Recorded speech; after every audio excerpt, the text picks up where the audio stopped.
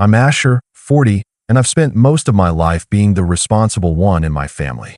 That usually means doing everything quietly, covering for mistakes no one else wants to admit, and watching my younger sister, Kala, get away with practically anything. Kala is 34, dramatic, entitled, and somehow always manages to make everyone feel like the problem. Growing up, she perfected the art of manipulation, crying when she wanted her way, turning our parents against me for the smallest things, and making every holiday about her. A few days before Thanksgiving, she sent me a text that made me want to throw my phone across the room. Asher, you're always so selfish. Just stay home this year. Thanksgiving is better without you, honestly. It was so perfectly cruel, in that passive-aggressive way she does. The kind that's coated in fake concern but dripping with judgment. Normally, I'd have ignored it or written back a polite rebuttal, but this year I had other plans. See, I knew Thanksgiving with Kala was never really about the family. It was about her feeling like the center of the universe. She had spent weeks messaging our parents about her menu ideas, how everyone should pitch in, and how stressful it was to manage it all. And let's be honest, she always exaggerated. But here's the thing she didn't know.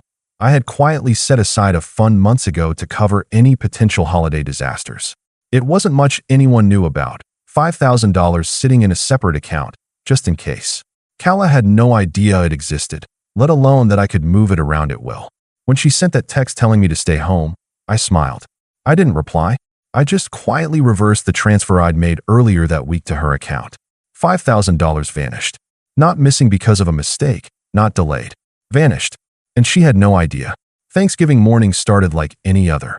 I made myself coffee, settled into the armchair by the window, and watched the day unfold. From afar, I could almost see her racing through the kitchen, checking the account on her phone, muttering under her breath about how incompetent the delivery services had become. By 10 a.m., the first text arrived. Asher, why is my account negative? Did you see this? I need to go shopping now. This is impossible. I didn't respond. I just leaned back and listened as the chaos started to build in her world. Kala had planned to handle the entire Thanksgiving herself this year. Turkey, pies, sides, even a few fancy dishes she read about online. She wanted full control, and I let her have it. All I had to do was watch the panic set in. By 11 a.m., she was sending frantic voice messages. Asher, please, tell me you didn't do this on purpose. I don't know how to fix this. The stores are packed. The turkey, the sides, everything. It wasn't just the money. It was the timing. The delivery service she relied on couldn't just show up with fresh produce at the last minute. Pies couldn't magically bake themselves. And yet, she had convinced herself she had everything under control until she realized she didn't. Around noon, I started getting updates from our parents. They were trying to remain calm, but even they could see her unraveling. She was running from the kitchen to the living room, phone in hand, making frantic calls to anyone who might be able to help her. The usually composed planner was now flustered, apologetic, and, best of all, completely exposed. By the time the first cousin arrived, the kitchen was chaos. A pot of soup boiled over, a few pans were scattered across the counter, and somehow a bag of cranberries had ended up spilled on the floor. She was muttering to herself, blaming everything on the unreliable stores and bad timing, while still insisting she had everything under control. And then the voicemail came through, the one that made me laugh so hard I almost choked on my coffee. Asher, please, I need you. The turkey isn't here, nothing is ready, and everyone's going to hate me. You have to help me figure this out. I paused it and just leaned back in my chair. For once, she wasn't in control. For once, I didn't have to explain, defend, or clean up after her mistakes. She was floundering in a storm of her own making, and she didn't even know it yet. I could hear the panic rising in her messages. By 1 p.m., she had gone from desperate to almost frantic. My parents were trying to calm her down, but she wouldn't listen. Everything had to be perfect, and she couldn't comprehend that perfection might not be possible, especially without her magic grocery fund. Then came the moment that made me realize just how far this was going to go. Kala picked up the phone and started dialing numbers in a frenzy, her voice shaking with panic. I don't care what it takes. Someone has to get me a turkey, or I'll have to tell everyone. And it will be your fault, Asher, because you left me to do this alone. I sat there, listening, a quiet grin on my face. The oven was still empty. The pies hadn't been started. The sides weren't even prepped. And she had no idea that the $5,000 she thought was hers had quietly returned to me hours ago. By 1:30 p.m., I was receiving updates from our parents almost in real time, even though I had no intention of showing up. They were caught in the middle of Kala's growing meltdown. My mom's voice over the phone sounded strained and frustrated. Asher, she's panicking. I don't know what to do. She's yelling at everyone on speakerphone. The neighbors probably think we're having some kind of emergency. Just let her flail, I said, smiling. It was therapeutic in a way I hadn't anticipated. She's had years of thinking she could run everything. Let's see what she does when nothing goes her way. Kala had always thrived on control. Every family gathering, she'd make sure the decorations, the menu, the seating arrangement, and even the flow of conversation worked exactly to her specifications. She convinced everyone, including my parents, that without her overseeing every detail, the holiday would collapse. And until today, I hadn't thought she'd ever experience what it was like to lose that control entirely. By 2 p.m., the situation had escalated from mere chaos to full-blown panic. She had attempted to go to the store herself, which quickly ended in disaster. According to my mom, she returned home frazzled, with only half the items on her list and nothing that resembled the turkey she promised. Asher, she's standing in the kitchen with raw vegetables in one hand and a grocery bag in the other, just shouting at the ceiling. My mom whispered over the phone. Oh, she's doing great, I said, sipping my coffee. The sounds of her failure, filtered through snippets from our parents, were almost cinematic. She was pacing back and forth, voice rising with every passing minute, talking to herself, checking the account over and over, muttering about how she had planned this for months and everything was ruined. And it was. She hadn't realized that the $5,000 transfer she counted on was never hers to begin with. In her eyes, the account should have covered all her extravagant plans, specialty pies, imported cranberry sauce, extra sides, and even the artisan bread she insisted on buying because it just felt right for the table. Now, with nothing left, everything fell apart. By 3 p.m., the first guest arrived. My cousin, Elliot, a quiet type who usually stays out of family drama, texted me with a mix of concern and disbelief. Asher, I don't know what's happening over there. Kala is screaming at mom about the groceries. Oven is empty, pie's not started. She's losing it. I couldn't help but grin. The fun part, I thought, was seeing her unravel so completely without realizing it was all a consequence of her own behavior. Well, and a little of my intervention. She had spent years belittling me, blaming me for everything she deemed inconvenient, and manipulating everyone around her. This was her moment. And yet, I wasn't prepared for just how far she'd go in her desperation. Around 3:15, my parents called me again. Their tone had shifted from concern to pleading. Asher, she's talking about canceling the dinner. She says she can't do it, and everyone will be angry. She's threatening to call the neighbors to borrow money or groceries. I don't think she realizes the account is empty. Let her, I said softly. It's her turn to experience the panic she's caused everyone else for years. It was clear she hadn't even considered backup plans. Everything was hinging on her ability to control the store, the delivery, the baking, the timing, everything she loved to micromanage. And now, without the funds she counted on, she was floundering. By 3:30, she had started calling the stores directly, demanding that they deliver items immediately. My parents had tried to explain that nothing could be done on such short notice, but she refused to listen. According to my mom, her tone went from frantic pleading to outright threats. Tell them they'll regret this. Tell them my family is counting on this dinner. If they can't get it here, I'll make sure everyone knows this is their fault. My mom sighed heavily. Asher, she's out of control. She's even threatening the clerks in the stores. I've never seen her like this. Meanwhile, I was sitting in my apartment, letting it all play out. I watched the clock tick toward 4 p.m. I didn't have to do anything. She was creating her own storm, and every decision she made was leading her deeper into panic. By 4:15, the voicemail count on my phone had grown. They were frantic, almost manic in tone, and she was leaving new messages every few minutes. My favorite, so far. Asher, this is ridiculous. The store says the turkey's gone, the pies aren't available, and the deliveries won't arrive for hours. You have to fix this. If I can't get everything, everyone's going to hate me. It wasn't just about the food. It was about her ego. Thanksgiving, in Kala's mind, was a performance, a demonstration that she could orchestrate perfection. The idea that the day might go wrong, and that she might be powerless to prevent it, was unbearable. And because I had quietly reversed the funds, she had no safety net. Then came the tipping point. At around 4:30, my mom called again, sounding more frantic than I had ever heard her. Asher, she's threatening to leave the house and come to you to get the money. She says she can't handle this and that you're the reason it's all falling apart. She's yelling at the dog now. I almost laughed aloud. The picture in my head was perfect. Kala, hair slightly disheveled, standing in the middle of the kitchen, yelling at anyone, or anything, that dared to exist while her dinner plans were unraveling. And that's when I realized something even better. She wasn't just panicking. She was going to try to escalate this in ways I hadn't fully anticipated. My parents were trying to calm her, but she refused to hear reason. The house was tense, the oven was empty, and the aroma of holiday cooking, so central to her elaborate plans, was missing entirely. Then, at exactly 4:45, my phone buzzed with another voicemail. I opened it with a mixture of curiosity and anticipation. Her voice was shaking, almost hysterical. Asher, I don't care what it takes. I need the money, or the food, or someone help me, please. I can't host this dinner like this. Everyone's going to be disappointed.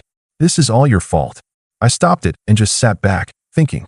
For years, she had pushed, manipulated, and controlled. For years, she had blamed me for imagined slights and inconveniences. And now, finally, she was facing the consequences of her own entitlement. I was about to learn, though, that her desperation had limits I hadn't predicted. What she did next changed everything, and it wasn't subtle. It wasn't minor. And it forced everyone in the house, including my parents, to confront just how far Kala would go to maintain control, even if it meant creating chaos for everyone around her. By 5 p.m., it was clear that Kala had crossed the point of mere panic. Now, she was operating on pure desperation, lashing out at anyone who stood in her way. My parents were trapped in a cycle of appeasement and bewilderment, trying to calm her while also managing the mounting chaos in the kitchen. I was far away, watching from my own quiet sanctuary, enjoying the fruits of a carefully laid plan. The first wave of disaster hit when she realized the turkey, the centerpiece of her carefully curated table, was no longer obtainable at any of the nearby stores. She had called every single place she could think of, speaking in increasingly sharp tones, shifting from pleading to veiled threats. According to my mom, she even tried to convince a delivery service to make an exception, insisting that the family would be furious if they failed. The delivery service, of course, politely declined. Asher, my mom whispered in despair during one of her calls to me. She's crying. She's yelling. She's pacing and screaming at the counters like they can do magic. Let her, I said, taking a sip of coffee. She spent decades thinking she could control everything. Now she's learning the hard way. By 5:30, she had moved beyond panic calls and was taking matters into her own hands, or at least attempting to. My mom described a scene that was equal parts tragic and absurd. Kala standing in the driveway, flustered and red-faced, juggling grocery bags, muttering about how this would ruin everything. Then, she started calling neighbors, demanding to borrow turkeys, pies, ingredients. My parents tried to explain that it wasn't appropriate to involve others in her meltdown, but she ignored them entirely. She's threatening to just leave the house and come to you, Asher, my dad said over the phone, voice tight. She says she'll get the money herself if she has to, and she's accusing you of deliberately sabotaging her. I let that sink in. Perfect. The beauty of this plan wasn't just about removing her control over the day. It was about letting her panic escalate, forcing her to confront the consequences of her own behavior. She had spent years manipulating everyone in the family, turning holidays into competitions for attention and dominance. Now, she was flailing in the spotlight she demanded. By 6 p.m., she realized that even the neighbors couldn't save her. No one could provide enough groceries or the turkey she wanted at that hour. The oven was empty, counters were scattered with half-prepared sides, and her signature pies remained unbaked. She had not anticipated any of this. She had assumed her money would always cover everything, that her charm and threats would always get results. Now, she was completely exposed. I could hear the desperation creeping into her voicemails. One of them, left just after 6, was almost comical in its panic. Asher, please, you can't just let this happen. I need this dinner, the turkey, the pies, the sides. If I can't pull this together, everyone's going to think I'm incompetent. You have to fix this. I didn't reply. I didn't need to. The beauty of it was that she had no idea I had engineered this entire situation. The $5,000 she thought she could spend at Will was long gone, quietly returned to my account. Every frantic call, every frantic purchase attempt, every meltdown in the driveway. It was all part of the plan. At 6:30, she made the first move that showed just how far she would go to maintain appearances. According to my parents, she was attempting to salvage the dinner herself. But in her panic, she had made an almost comical series of mistakes. The sides she tried to cook were under-seasoned or burnt. The pie dough she attempted to roll out had stuck to the counter in one solid sheet. She had forgotten to thaw one of the key items, which now sat frozen and unusable. And yet, she refused to admit defeat. She called neighbors again, trying to commandeer ingredients, insisting that they would owe her if they helped. She even tried to convince a family friend, a retired chef, to come over and save the dinner at the last minute. No one could. By this point, the clock was well past 7, and dinner was scheduled for 7:30. I sat quietly in my apartment, listening to the updates from my parents. The scene at home was pure chaos. Kala, red-faced and frantic, was flinging ingredients around the kitchen, trying to multitask in ways that made no sense. She was arguing with the delivery drivers who had arrived too late, blaming them for her own lack of planning. She was threatening to cancel the dinner outright, insisting everyone should stay home and go hungry, rather than let the event be imperfect. Then, at 7 p.m., she crossed a line. My parents called me, voice shaking. "Asher, she's screaming at the family now. She's accusing you of sabotaging her, of trying to ruin Thanksgiving, and she's telling everyone not to eat until she fixes it. She's actually standing on a chair and pointing at everyone like she's in charge of some army." I leaned back, suppressing a laugh. The situation was surreal. Kala, who had spent years positioning herself as the ultimate authority in our family, was now reduced to chaos incarnate, desperate to enforce control she had lost hours ago. "She thinks if she makes everyone wait, it will magically fix itself," my mom said. "Asher, what do we do?" "Let her," I replied calm. "She's the one who created this. She wanted to control everything. Let her see the result." And then came the moment that sealed the evening. Kala, in her frantic state, tried to salvage the centerpiece of the dinner, the turkey. But in her panic, she hadn't fully read the instructions on the thawed one she had managed to grab. The oven, still empty for over an hour, finally was turned on, and she realized too late that it wasn't preheated correctly. She had no idea how long it would take, and now she was screaming at the oven itself. "This is ridiculous. I can't do this. Asher, you've ruined everything. Nobody will forgive me for this disaster." I could hear the despair in her voice, the absolute collapse of the image she had built for herself. Years of manipulation, entitlement, and control, all undone in a matter of hours. And she had no idea who, or what, had truly set the stage.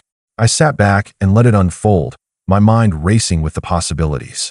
I hadn't even stepped into the house yet, and already, the first act of revenge had played out perfectly. Kala's frantic energy, the incomplete dinner, the empty oven, and the frustrated family, they were all living proof that entitlement has consequences, even if the person experiencing them refuses to see it. By 7:15, my parents were doing their best to salvage what remained of the dinner. Kala was arguing over trivial details, the placement of napkins, the temperature of the pies, the timing of the stuffing. She was so absorbed in her own panic that she didn't notice the utter collapse of her carefully orchestrated event. And that's when I realized she was about to do something drastic, something that would completely expose her, and in a way she could never recover from. What she did next wasn't just panic. It was full-blown desperation, a combination of manipulation and recklessness that would bring the entire night to a breaking point. By 7:20 p.m., the situation in my parents' house had reached a level of chaos that was almost cinematic. Kala, frantic beyond reason, had taken over every available surface in the kitchen. Pots and pans were precariously stacked on the counters, ingredients spilled across the marble, and utensils lay abandoned in half-prepped dishes. She moved between tasks like a whirlwind, muttering to herself about how everyone would judge her if anything went wrong. Her voice carried the sharp edge of desperation, punctuated by muttered threats and exclamations that seemed meant for no one in particular. My parents were attempting to mediate, hovering behind her, trying to gently suggest compromises, rearranging items, or offering minor solutions. Every time they spoke, Kala twisted their words into accusations. "You're siding with him. You're trying to undermine me. Stop interfering with my dinner," she shouted, swiping at a pile of flour that had accidentally spilled onto the counter. The kitchen had become a storm zone. The scent of burnt bread and half-cooked vegetables mixed with the sharp tang of raw onions. My mom tried to step in, carefully, but Calla barely noticed her, too consumed by her imagined catastrophes. She seemed convinced that if she didn't maintain complete control, the holiday would collapse entirely, and that every family member would judge her mercilessly. It was then, as if the final thread of her composure snapped, that she made the decision that would tip the scales completely. Grabbing her phone like it was a lifeline, she darted toward the front door. She didn't just walk. She practically flung herself into the driveway, yelling over her shoulder. According to my mom, she was nearly vibrating with panic. "Asher, you have to fix this right now. I can't do it. If dinner isn't perfect, it's your fault. I don't care if it's too late. I need you to." And then she stopped mid-sentence, confusion replacing the panic as she realized the driveway was empty. She had assumed, as she always did, that I would answer immediately, that I would swoop in and rescue her like I had countless times before. But I hadn't. I wasn't going to. I sent a single text. "Check your account balance." There was a long silence, then the frantic scrolling, the tapping and swiping as she tried to reconcile the numbers on her screen with the expectations she had built for the day. Within moments, the reality hit her like a freight train. The $5,000 she had assumed would cover every extravagant detail. The turkey, the sides, the pies, even the specialty bread she insisted on, was gone. Returned quietly, secretly, to me. Every frantic purchase, every last-minute scheme, had been impossible because the funds she relied upon no longer existed. My mom later described the look on her face as she returned to the kitchen. Pure disbelief mixed with rage, a storm of emotions that left her nearly incoherent. She stormed back inside, flinging accusations at anyone nearby, from the delivery drivers who had arrived late to the grocery store clerks who had no control over inventory. And, of course, to me. "Asher did this. He sabotaged me. He wants me to fail," she screamed, voice echoing off the walls, fingers pointing wildly at anyone who dared approach. My parents were exhausted and embarrassed, trying everything they could to calm her down. My mom, in a quiet attempt at diplomacy, suggested a small compromise. "Calla, let's just use what we have and rearrange the menu. It'll be fine." She refused, shaking her head violently, eyes wide and furious. She couldn't accept imperfection. The illusion of control was everything to her, the very essence of her self-image, and now it had crumbled. She wouldn't allow reality to intrude on the fantasy she had meticulously crafted. By 8 p.m., the house had quieted in the sense that most people had stopped speaking. The occasional mutter or muttered curse from Calla cut through the air, but otherwise, it was a tense, heavy silence. She scoured the kitchen relentlessly, tossing aside anything she deemed substandard, inspecting every pan, dish, and ingredient as if one minor imperfection would spell catastrophe. The oven, long forgotten in the rush, had cooled down, and the pies that had never been started remained in their doughy form on the counter. The turkey, the centerpiece of her meticulously imagined table, was nowhere in sight. My parents quietly set a few simple sides on the table: bread, butter, some canned vegetables, and a couple of store-bought pies. The grandeur Calla had promised, the table set like a magazine spread, with each dish perfectly executed, was gone. Completely gone. And yet, Calla did not relent. She continued to rage, turning her frustration outward. Anyone who entered the kitchen became a target, including family members who were simply trying to eat or help. Every mistake, every shortcoming, was blamed on me. She accused me of deliberately stealing her money, of trying to ruin the holiday, and of undermining her life. She never paused to consider that her frantic overplanning, entitlement, and refusal to adapt had created this mess entirely on her own. I didn't show up. I didn't reply to a single message. I let her unravel fully. She paced the kitchen, throwing down utensils, alternating between shouting and crying, lashing out at anyone within reach. My parents eventually gave up on mediation, quietly setting plates down for the family members who had gathered, most of whom were confused and uncomfortable, unsure of whether to intervene or just eat whatever they could salvage. Around 9:15 p.m., I received one last voicemail. It was broken, frantic, and dripping with panic. "Asher, I don't understand. How did this happen? The money, the groceries, everything is gone. This is a disaster. Everyone's going to think I'm incompetent. Please, tell me what to do." I smiled quietly. There was nothing to fix. She had learned the lesson in the most humbling way possible. Entitlement has limits, and the world does not bend to accommodate ego. The following day, my parents attempted to lecture me on family unity and helping her in moments of need. I reminded them politely that I had only returned the funds I had originally set aside, and they didn't press further. They had seen the full extent of Kala's panic and manipulation, and they knew that she had created this disaster herself. Kala, of course, never admitted her mistakes. In her mind, it was all sabotage, a deliberate act of cruelty on my part. She avoided eye contact at every meal for the following week, and even our extended family noticed a subtle but palpable shift in her demeanor. The aura of control she had wielded for decades was gone, replaced with frantic defensiveness and visible embarrassment. Thanksgiving, in the end, passed with a simplified, quiet meal. I stayed home, relaxed, and let her deal with the consequences of her own behavior. She never fully recovered her sense of entitlement, and every future family gathering carried a subtle tension. Everyone remembered the chaos of that year. As for me, I finally allowed myself a sense of satisfaction I hadn't felt in years. For once, the entitled family member had experienced the fallout of her own actions. She had demanded control, refused to adapt, and created chaos. I had merely nudged the scales, and the results were spectacular. Kala's lesson was simple but unavoidable. Entitlement without responsibility collapses under pressure. I didn't intervene.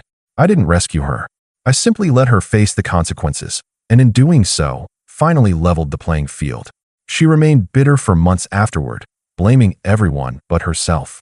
I, on the other hand, spent the evening and the following weeks quietly enjoying the knowledge that her panic, desperation, and manipulative tendencies had finally caught up with her. Thanksgiving was never the same again. Kala continued to attempt control over family gatherings, but the memory of that disastrous holiday hung over her like a shadow. Every time she even hinted at being in charge, the family remembered the chaos, the flailing, and the collapse of her perfectly constructed holiday. I, meanwhile, relished the quiet victory.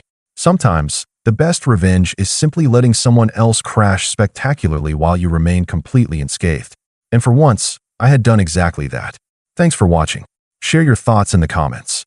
If you like this story, don't forget to like and subscribe for more content like this.